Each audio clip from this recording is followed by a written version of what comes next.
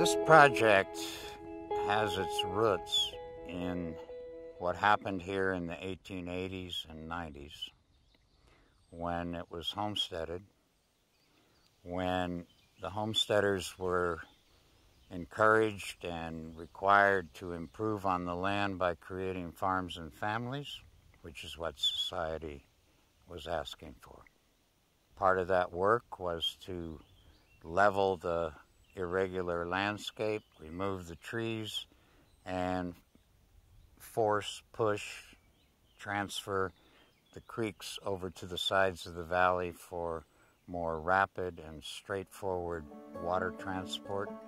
If you look at old reports of when they first explored these areas, they would often describe them as swampy messes or a hellish landscape because they were talking about moving through them. The early settlers, as Johnny was talking about, came through and they tamed those landscapes. They pushed the river to the side to make room for other activities.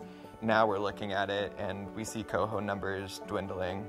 The old-growth forest is going to function very differently than the landscape that we have today. Coho salmon and other species were adapted to these more complex systems, so the water was colder, there was a lot more interspersed pools in other areas, and so when we went through and simplified those landscapes and pushed the stream to the side, that limited the ability of coho to rear, for them to spawn, and so we're trying to restore that natural complexity.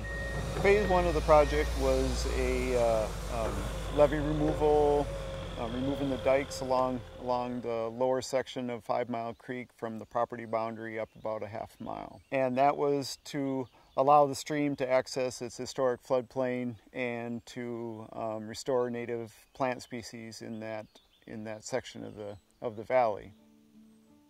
So a lot of what the Watershed Council is involved in is looking at what native plants would have been here before. We're going through and we have different elevation zones throughout the regraded area, and so we replant native plants that are adapted to that particular spot in terms of how wet it is or how dry it is. And we're also maintaining those plantings to make sure that they survive into the future.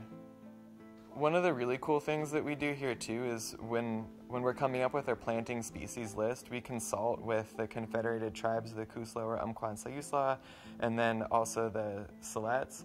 And we're planting species out here that are important to our tribal partners. So we're planting plants that are good for weaving material or for first foods and those sorts of things. Really trying to help restore some sustainability for our indigenous cultures that are here too, so that they can maybe one day live off the land again. We started doing some channel reconstruction work to replace the channel that was originally pushed to the side of the valley and diked along the side from the original homesteaders that were here. So the work that's being done in this project is pretty heavy-handed.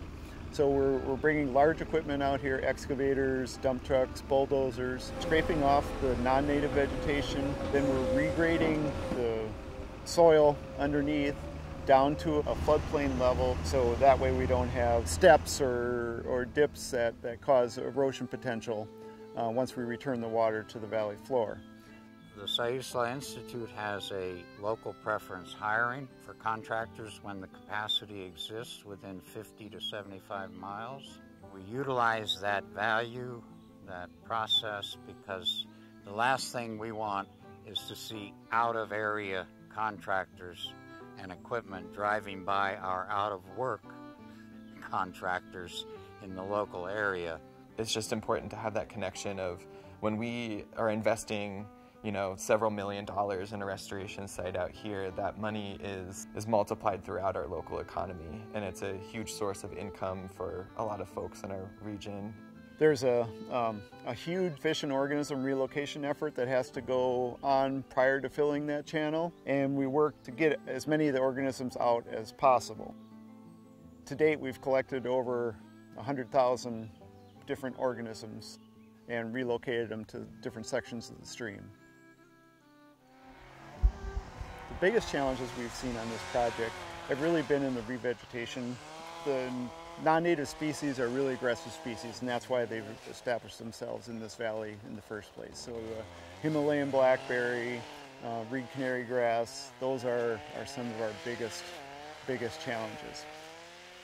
We do a lot of field trips out here, And what I tell them is that same story, that we do not say the homesteaders screwed up this land and we're here to fix it.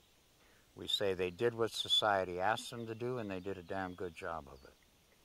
Now we're doing what society expects and wants us to do in restoring habitat for endangered species. I think that a lot of Oregonians have this experience of going in their backyards and seeing salmon coming through the streams and just knowing the journey that they have to go on to get back to where they are to spawn. I think that that magic is contained in these restoration projects. We're trying to look at what natural processes existed before we disturbed them, and we're trying to mimic that natural landscape and mimic those natural processes. When we restore those processes and we remake them in here, then we're more resilient in the face of a changing climate and a changing landscape.